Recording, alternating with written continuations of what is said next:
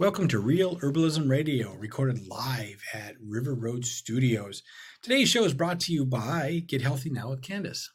Get healthy now, not later, not before, already now, and not tomorrow, now, right? Okay, right now. If you'd love to do a consult and look at ways that you can get more healthy in your life, that you can improve your current feelings of wellness and lifestyle, give me a shout. You can look me up at gethealthynow.com or gethealthynowwithcandace.com. Mm-hmm. Okay. Oh. And Occupy Medical. Occupy Medical is changing. We have... What? Yes, I know. It's really weird, but I've always in the past said we're Street Reach, and we're still doing Street Reach. We're just doing it a different way. We have a place in Springfield, and we also have a clinic that we have opened and have been doing for the last couple of months in Eugene, and that's the Street Reach part where we're specifically working with people that are unhoused. The clinic that we have in Springfield is a building, and we have two suites of it. And one part is for hygiene supplies and food for people that are struggling. They can just come in and get whatever they need. And then we have the other part, which is the medical part with the herbal part of it, and then the counseling as well as the integrated health part.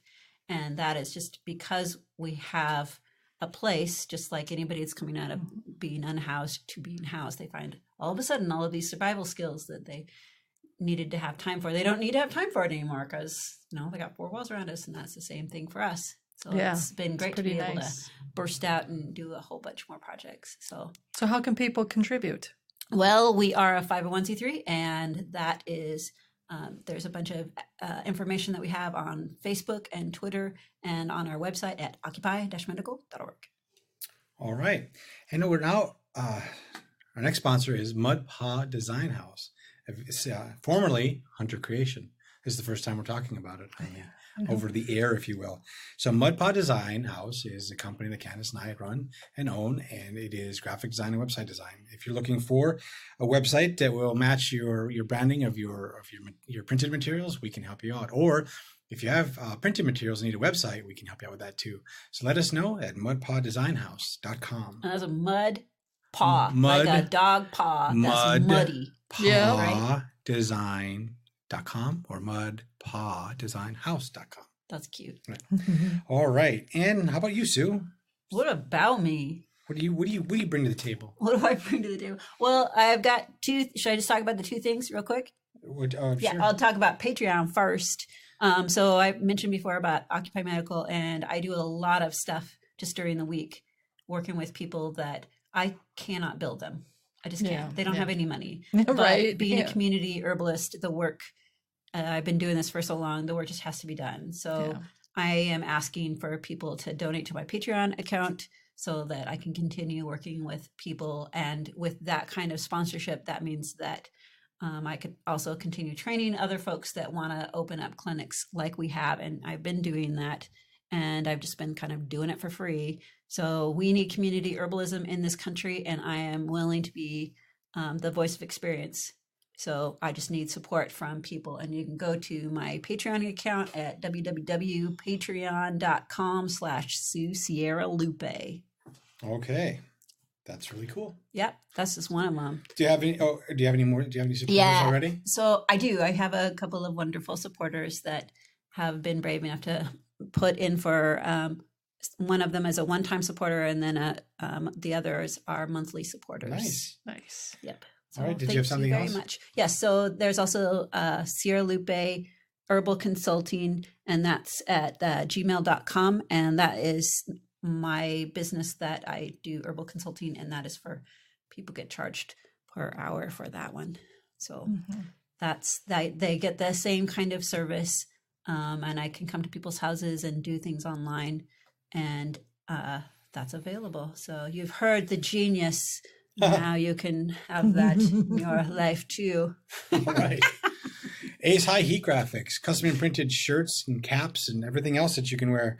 they're specializing in event wear. So if you are an herbal organization and you are putting on a fair or a festival and you need to have 200-300 shirts done, that Ace High Heat Graphics can help you out. Can save you a lot of money. Yeah. You know, the other thing that Ace High Heat Graphics is doing is also doing branded wear for companies. So for within the company.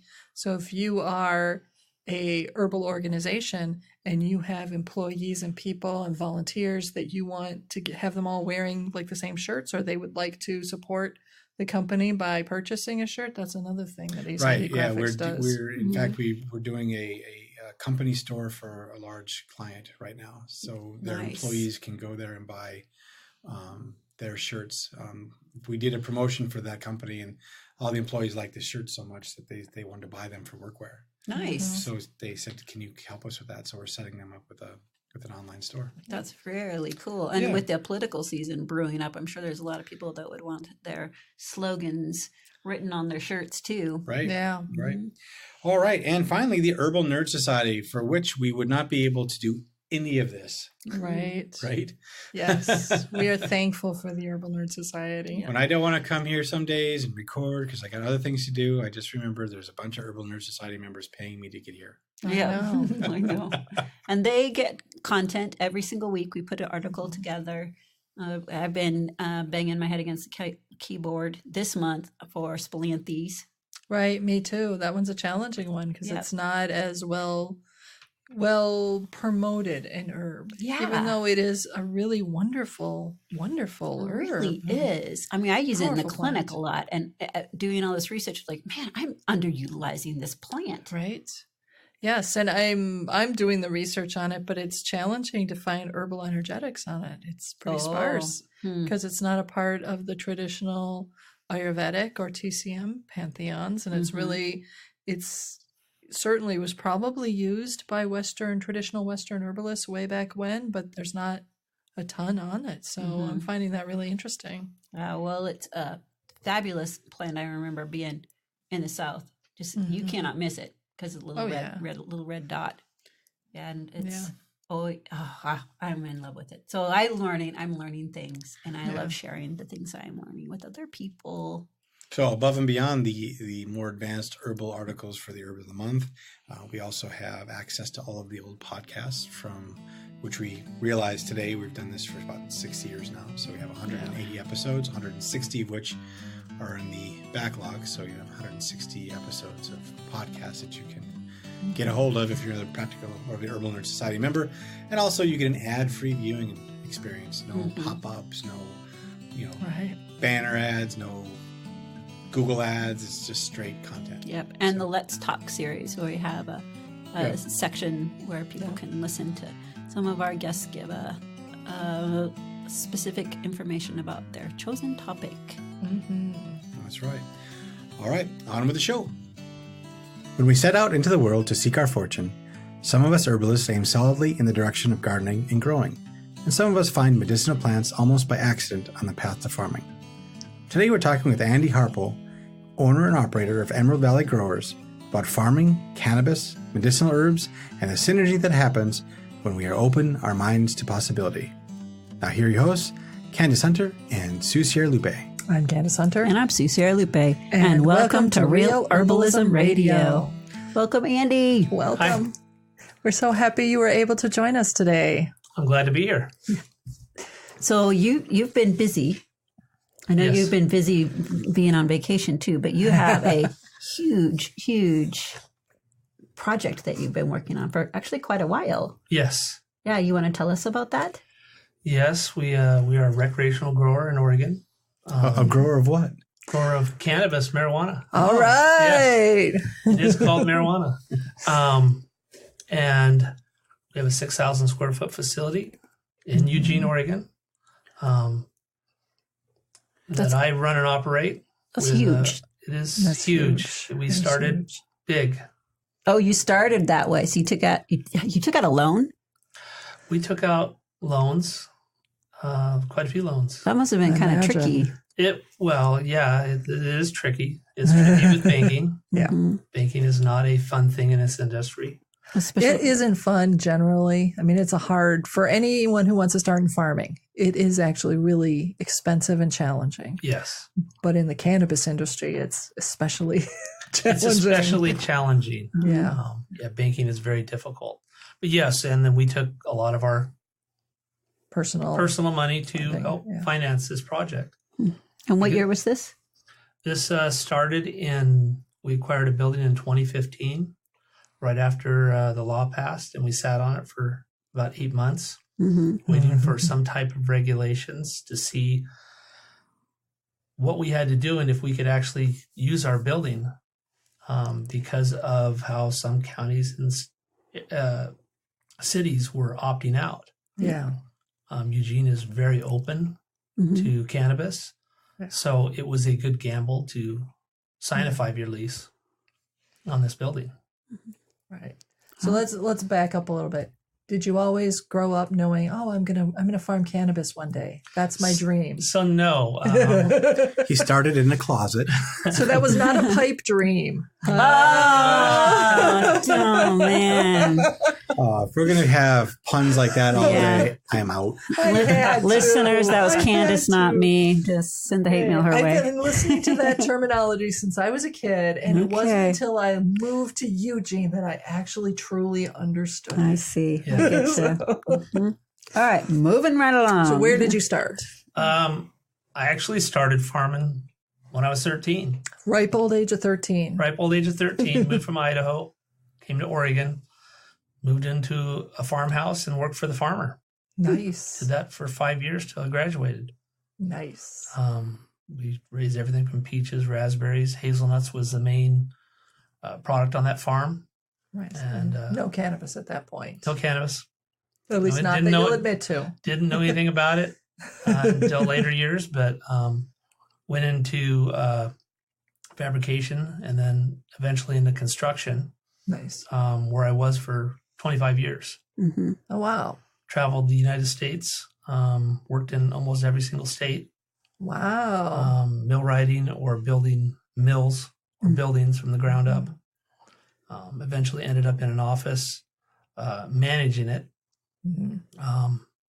And then in 2015, I saw this opportunity that could possibly get me out of that very busy construction life. Right. Keep me from traveling as much, keep me closer to my family. That was one of my big focuses. Nice. Yeah. And I didn't know anything about it. I basically I researched from the one place that actually had some kind of information, which was Colorado, because they were the first state to start with recreational cannabis, which is where we were headed. Right. And we knew the market was headed that way. Yeah.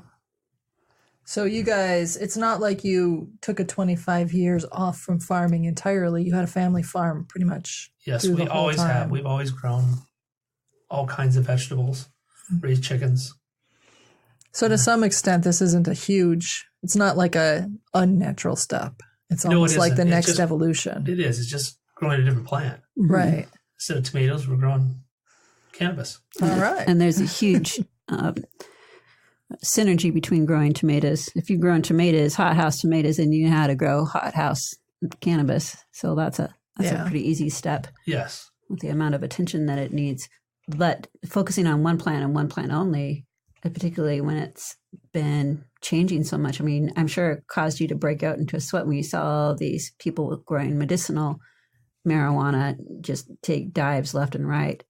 Yes, and they can. And, going from tomatoes to cannabis, it's growing one plant.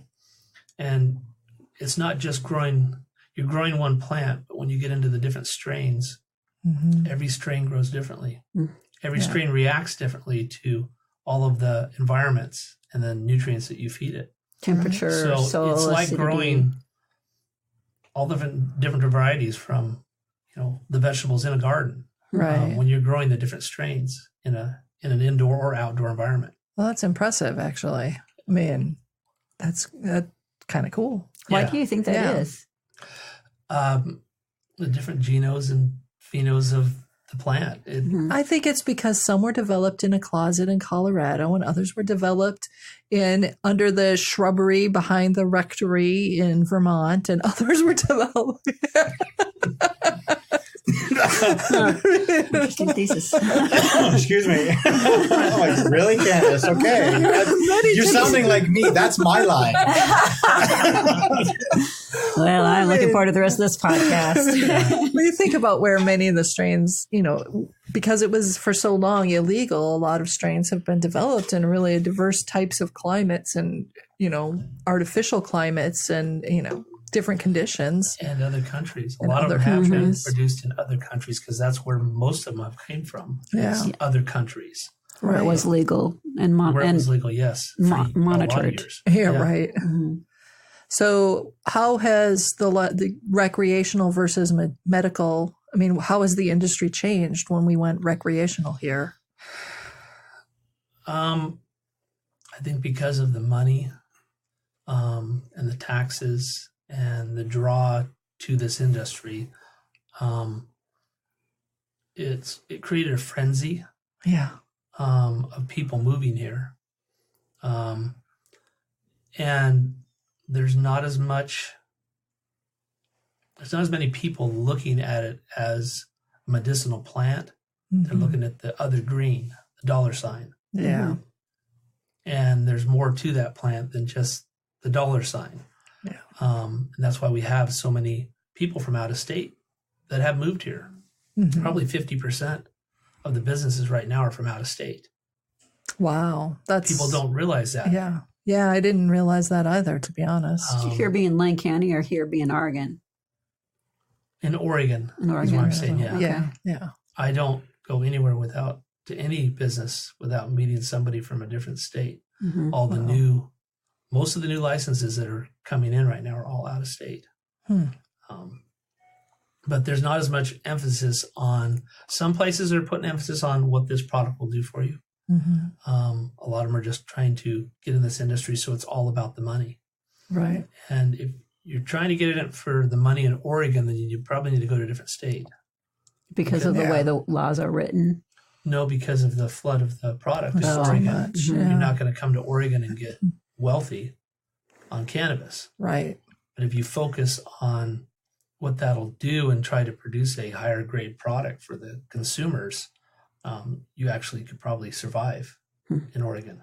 Yeah, one of the things I've loved about your products is that you guys really do focus heavily on medicinal grade. Yes. Even though you're selling it for, through the rec channels. It has to be sold through the rec. The medicinal has almost disappeared. Mm-hmm. I don't know if there is even any medical dispensaries. I think there's probably a couple left.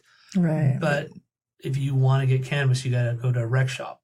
Right. And if you want to do it legally, you have to be inside the rec system and follow all the regulations from seed to sale. Right. Yeah.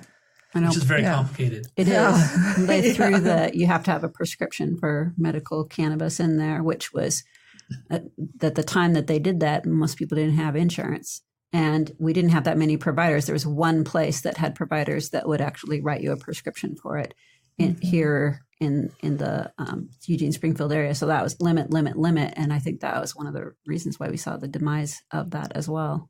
It's just not enough providers. They knew if they started doing that, that's all they'd be doing. Yeah. And what this has done is it's given access to anybody that wants it in any form. Right. Mm-hmm. And there's good sides and bad sides to the rec, whereas it has veered away from a lot of the medicinal purposes and the medicinal reasons why we have this plant, whereas recreational has opened it up, like I say again, to anyone that of legal age can consume it.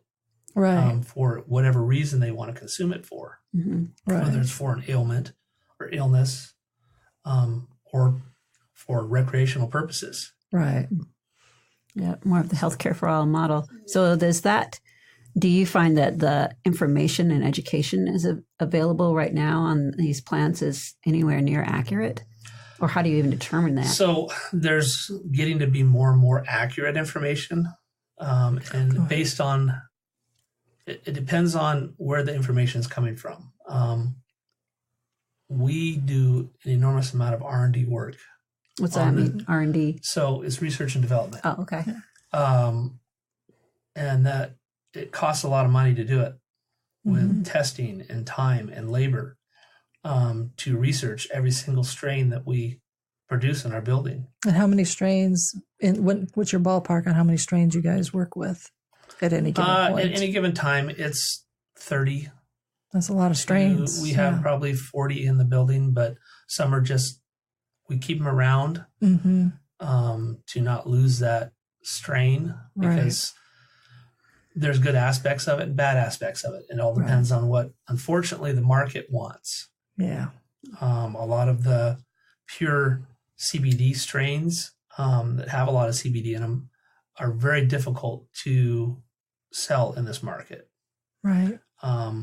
Which is, we're fortunate now that hemp's, I'm legal, seeing, and you can get the CBD again through the hemp. Yeah, we're seeing that start to change. There's been more of a mainstream push towards CBD. Yeah, as a good over-the-counter remedy that people are looking at. Yes, and it's very easily accessed for all ages.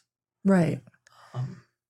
So I've been seeing a trend now. People, because they've discovered that there is CBD and THC in the roots as well as other parts of the plant. It used to be just the bud. That was it. That's all you want was a bud, because it's a sticky little resinous wad. Yeah. But no, people are finding different things in different parts of the plants. Is that affecting you as well? So there's traces of all cannabinoids in those plants throughout. It's very small amounts, and it has to be concentrated out of the roots, out of the stems, out of the leaves. When it was medical, there was a lot more people trying to get that out of, and there are some people looking at that now. A lot of the cannabinoids do come from the trichomes that come out of the flower, because the flower itself is just another leaf. Right. Yeah. It's really the majority of the cannabinoids are in the trichomes that come out of it. Yeah.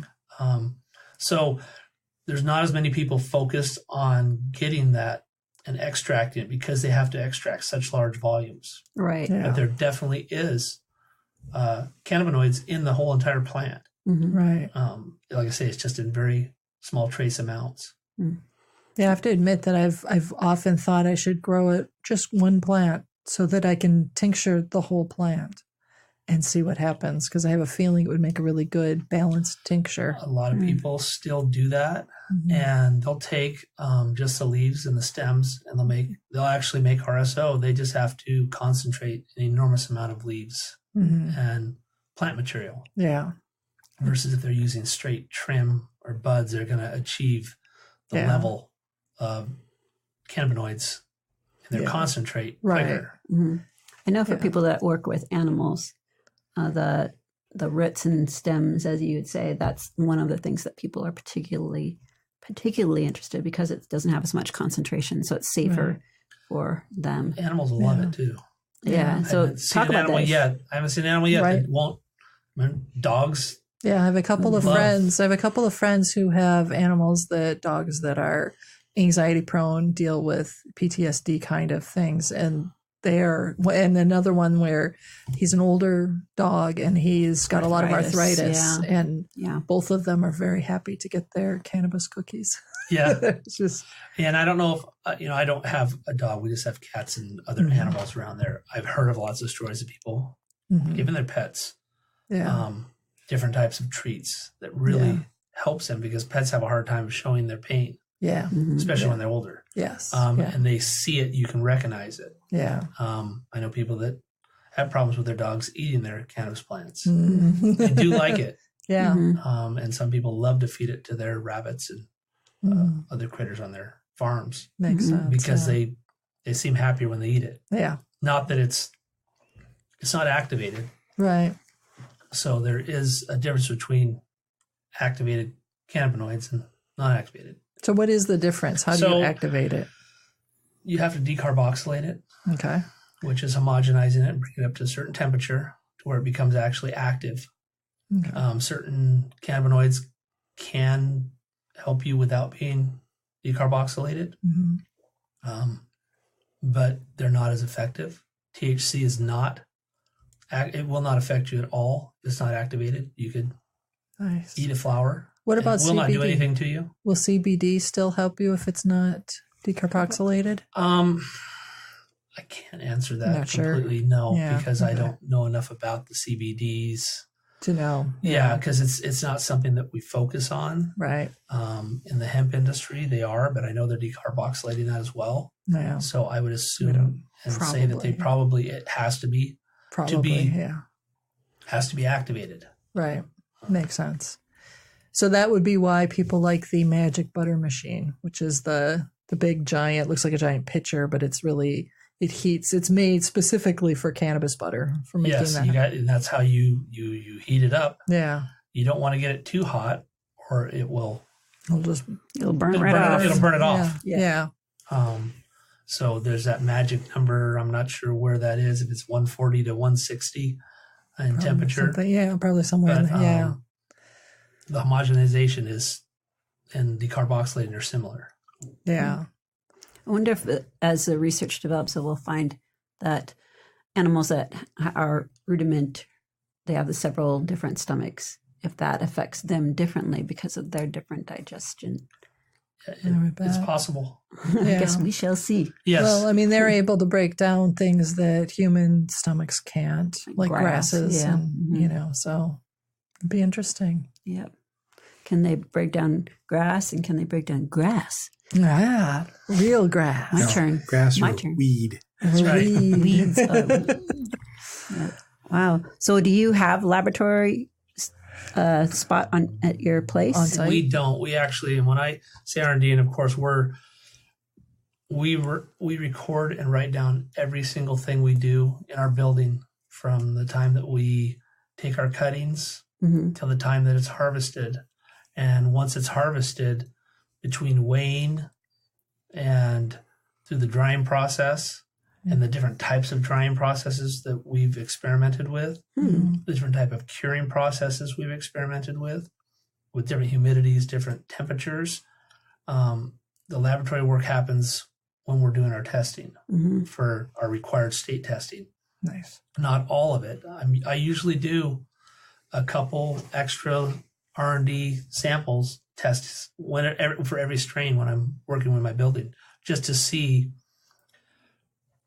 what we did wrong or right with 3 extra plants that were grown on the end of a Mhm. table. But you have to have an independent tester at the end of the line. Yes, we have to by state regulations. We have to have Yeah. everything tested for moisture content, for pesticides. Mhm. We have to test the THC. Mold, blah, blah. And the mold test, it's really not a mold test. Oh, So that's what a lot of people don't realize is there is no mold tests in Oregon anymore. They got rid of that. Ah, Yes, people don't understand that. Interesting. So- Why did they get rid of that? Well, let me explain first what they did is Yeah. they adopted the jerky standard.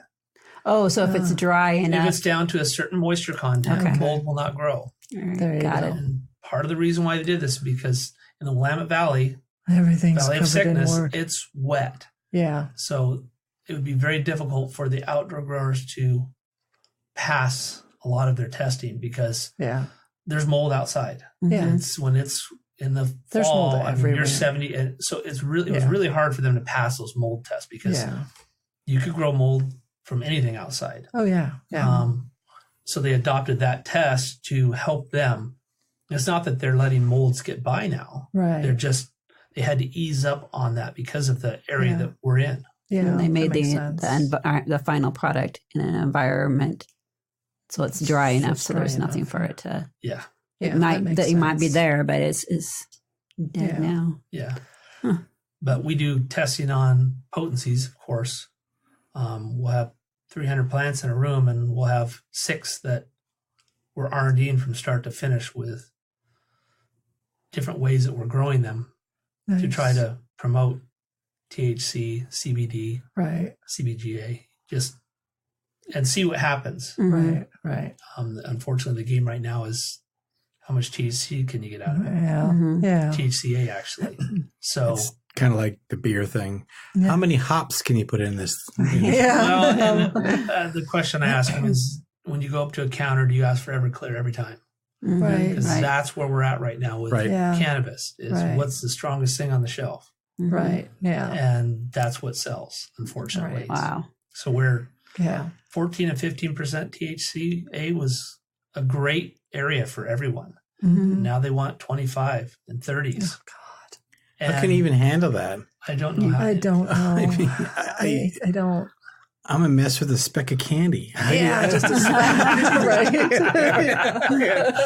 How do you handle that? I don't know. So I've got to ask you about organic, because I've heard horror stories that, some growers claim that it's organic, but really they're using all these chemicals and then they just flush the plants, which I assume means. So flushing plants happens no matter whether you're growing organics or with synthetics. Right. What that's doing is helping to get the nitrogen and any of those nutrients out of the plant so that when it finishes, it is a smoother smoke.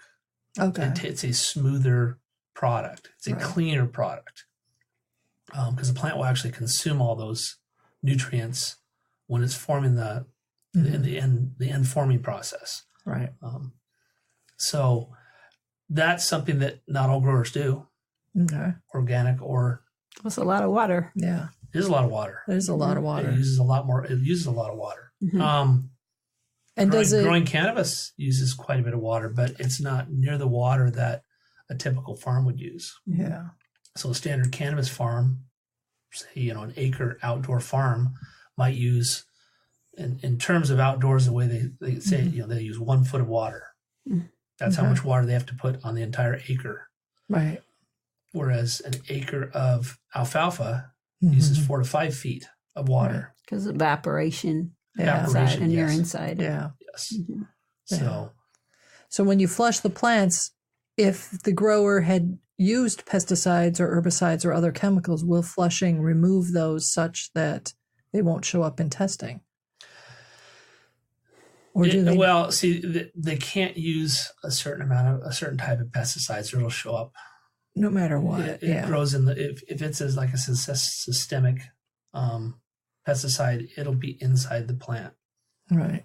And I suppose as the plant ages and grows, it can dilute that chemical. Right, but it's still there. But it's still there, and because of the way they test, and they keep getting better and better at the way they test, it's going to show up, even in trace amounts. That's good. That's helpful. One of the things I've worried about in our industry is as we're moving more and more toward rec, does that mean that we're going to also see fewer and fewer really truly clean, healthy, medicinal strains available? I think that you will, because they keep tightening up the regulations, because the Department of Agriculture is involved highly with the pesticide uses, and because of the type of testing that is done, it's safer for you now than it was when it was medicinal. Because it wasn't till they started doing this required testing that people realized what the farmers were putting on their products. Right. And that's why you've seen failed products in every single state that starts a recreational program. They're experiencing that in California, and they have been since they started with recreational. They had tens of thousands of pounds that's been rejected because of failed testing. Right. And that's because of pesticides and other similar chemicals. They never had to have it tested before. And now they don't know if they just think they're going to get away with it. And with the pesticides, they're not supposed to be spraying. There hasn't been the regulation in cannabis like there is on other farm products, because the Department of Ag actually regulates all farming for what you can put on for pesticides on products, for food consumption, human consumption. It's a little less regulation than cannabis, which is interesting, because that is interesting. You can you can go down to any of your fast food. There's probably a lot more garbage in the fast food than there is in any cannabis that goes on any shelf right now.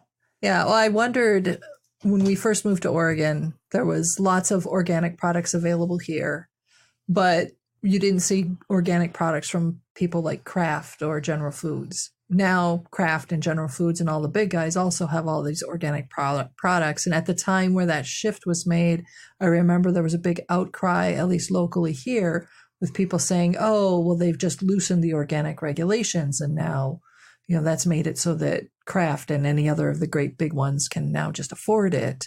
I don't know how accurate that was, but I've wondered in the cannabis industry, can you just slap the name organic on it? You can't use organic with. It's a touchy subject because organic, you can almost use that with anything. Mm-hmm. That's why Kraft can use it. Yeah. It's a sales.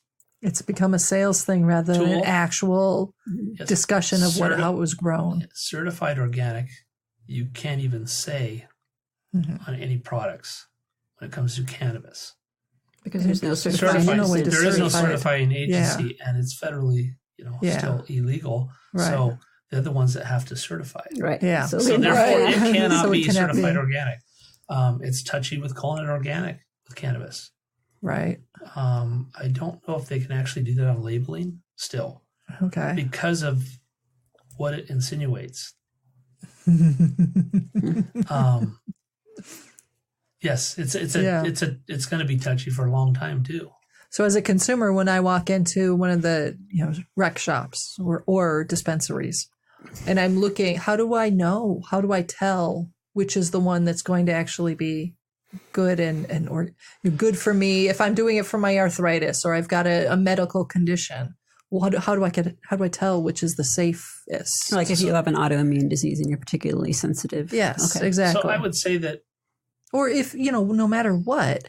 You just want to be healthy. I just want to be healthy, sure. You have cancer, I don't, so you can't. For whatever my medical reason is, I want to have cannabis help me out. I don't want to put more chemicals and bad stuff. I don't want to have seizures because I tried this. Mm-hmm. So it's really hard to walk into a shop and know that for sure. Mm-hmm. Because of the testing that is done, you can assume that the majority of the stuff that's going to be on a shelf is safe. Anyone can get out around any type of testing if they want it, I'm sure. Mm-hmm. The big companies have done it for years. Oh, yeah. Yeah. So I would still say that anything on the shelf is going to be safe when it comes to chemicals that are in those products, because they don't test for synthetic chemicsome Right. They're testing for, it's a pesticide test, Okay. which is going to be the most damaging. Yeah. Some of the synthetics out there are probably damaging too, but I don't know if there's enough buildup in that plant anymore to harm you. I can't say that though. We don't You're know. talking parts per million. Yeah. Parts per million, yes. Mm-hmm. I think it's probably pretty low, but because that's something that's not tested, and I don't know if they ever will unless they get to the federal legal and they want to do a certified organic. Right. That's when they might actually start testing for that. I'm sure they can test for that, but it's probably very expensive. Right. But again, I would say that when you walk into a shop, you should feel comfortable about what's on their shelves. So to be a really well-educated buyer, it sounds to me like you should pick your shop well. Make sure that you're looking for shops where the shop owners care about where that's important. And it would probably be wise to look at the different growers because they tell you who the growers are. Yeah. So you can find out from the farms. Yeah. And if you really want to research them, they're going to have some information online. Yeah. That's what I was going to say. You guys have information. We have a website, that I don't keep up as well as I should. But we try to talk about what we actually do and what we're trying to do. Mm-hmm. Because when we got into this, we were looking at it as a business. Right. As we started talking to more medical people, we learned what this product actually does for people. We learned about miracles. Mm-hmm. I mean, people in total remission from different types of cancers. Yeah, there's some amazing stories. It became more passionate for me to continue growing in a struggling market. Yeah. I think that's how those passions are born. You go into something, you think, oh, that's cute. look at that adorable thing. I'm going to give a little try to that. And then you start jumping down that rabbit hole and then it gets right into your heart and you can't stop doing it. Yep. I get that. Yeah. Yeah. That's why I'm still doing a free clinic. Weird hobby, but yeah. And that sounds like kind of what you're doing too. Yeah, it's not free, but it's just about. Kind of seems like it. Yeah, that's expensive. I mean, we haven't talked about the expense of those lab results and what that costs. And lab I know testing is not crazy expensive. I don't look at it as crazy expensive. Mm-hmm. A lot of people have a problem with it. I hear these other states are complaining, and it's really not that much cost per pound. Yeah. You figure it out mathematically. Mm-hmm. Yeah. And it's necessary. Right. Yeah. To make everybody feel safer about what they're consuming. Mm-hmm. Yeah.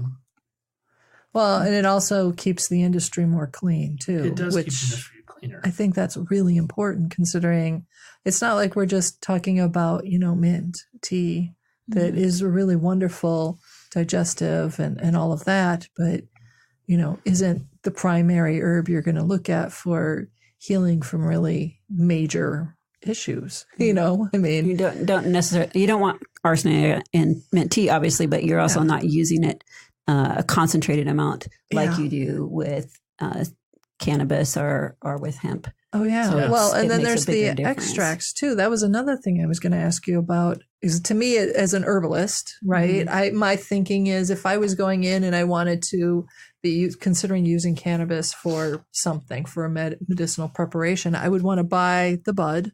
Yep. And then turn it into medicine myself. So there's different ways to look at that. So if people are using pesticides because of the way they test, it may not show up in the flower because it's at such minute amounts. Right. When it's concentrated 50 to 100 times more. So suddenly it matters. So if they used pesticides that are not supposed to be used, it'll show up in the concentrates. Okay.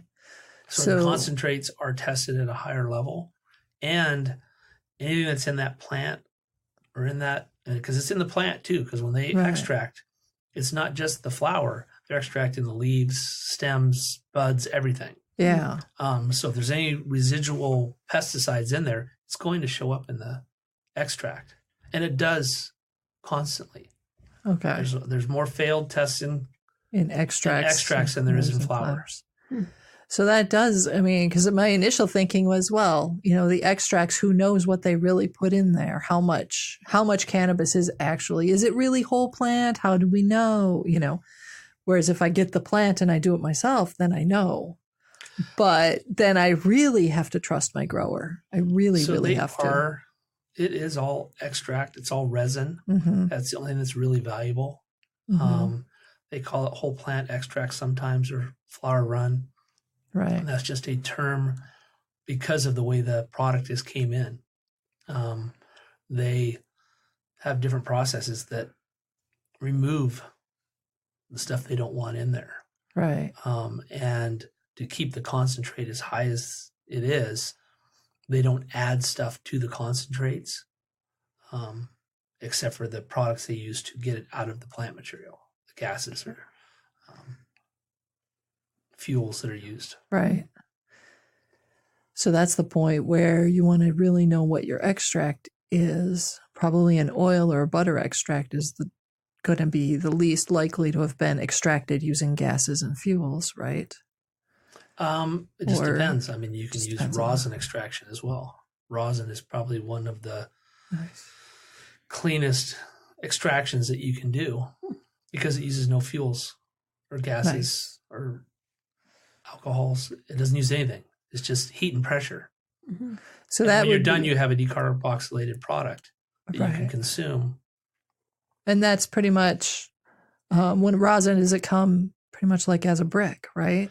It's rosin is typically a jelly. It just depends on how much they process it. And processing is anytime it's changed from one form to another. Right. It doesn't mean they're adding anything to it. It just means they're changing the form of it. Right. So typical oils when they extract them, they don't sell as many oils. So they used to not sell as many oils just in the pure oil form. Right. A lot of them are taking it and they process it again into shatter. Okay. So it's more stable for handling and Less messy. less messy. It's Yeah, less messy, less basically. Yeah. Yeah. And it's a different type of product. The other way is they take the oils and they process it and turn it into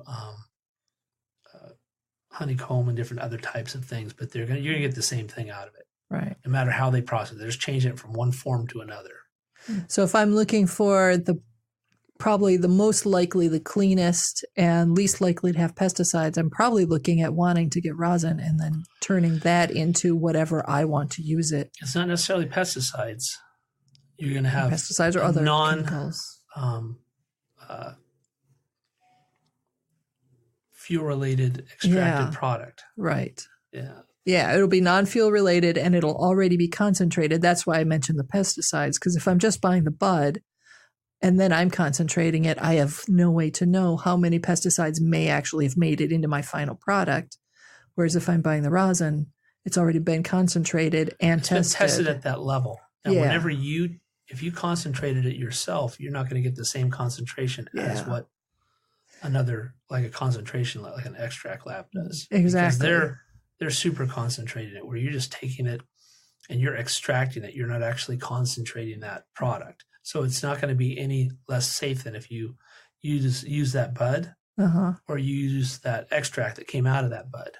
Right. The testing for the raw product is at a certain level, and then you have more danger when you concentrate, or whoever concentrates it, because whatever that small parts per million piece is now a higher parts per million increased. No matter who touches it. Yes. Right. So that's why I'm saying buying the rosin and then using that instead of buying the plant material and making your own concentrate it'd be better to buy the rosin, because you're not messing with it anymore. Yeah, it's tested at more levels, and so what you're getting is something that you didn't use a chemical that is unfriendly to the body to concentrate it, and it's been tested already in its concentrated form for the pesticides and anything else. So that would be probably, as an herbalist, the stuff that I want to buy, and then I can take that and dissolve it such that it becomes a tincture, or add it to an oil, or put it in cookies, or whatever it is I'm going to do. Yes. That's a really, really helpful to know. Thank you. Yeah. Thanks for being with us today. Well, it was a pleasure being here. Yeah. So how do people get a hold of you? You talked about your website. I actually have my number on my website, and that's how they get a hold of us. They can find our products through our distributor, and we do typically list all the shops that buy our products through our distributor, so they can find them. Because I do get phone calls and emails of how do we find your product, right? Because they see it through Instagram, through our website. And so what's your website? Website name? EmeraldValleyGrowers.com. Okay. Nice. And people should know there is another business out there that's Emerald Valley something else. It's Emerald Valley Gardens, and they confuse us a lot. Yeah. And we both know each other very well. And like, hey, we got people calling, us about your stuff. And like, yeah, we got the same thing. So yeah. So and they're just a hydroponic shop. Nice. Yes. I know where they're like not on West related, 11, but right? sort of. What's that? Aren't they the ones on No, they're West out 11? on I-5 by LCC. Oh, Yeah, okay. yeah. Okay. So they're So again, Emerald Valley Growers. Yes. Okay. Well, thank you, Andy, for being with us. It was a pleasure. Thank you. And as always, Put an herb on it. Statements made about herbs and products on this podcast have not been evaluated by the United States Food and Drug Administration, FDA, and are not intended to diagnose, treat, cure, or prevent disease. All information provided on this podcast or any affiliated websites is for informational purposes only and is not intended as a substitute for advice from your physician or other healthcare professional. You should not use the information on this podcast and its affiliate websites for a diagnosis or treatment of any health problem. Always consult a healthcare professional before starting any new vitamin supplements, diet, or exercise program before taking any medication.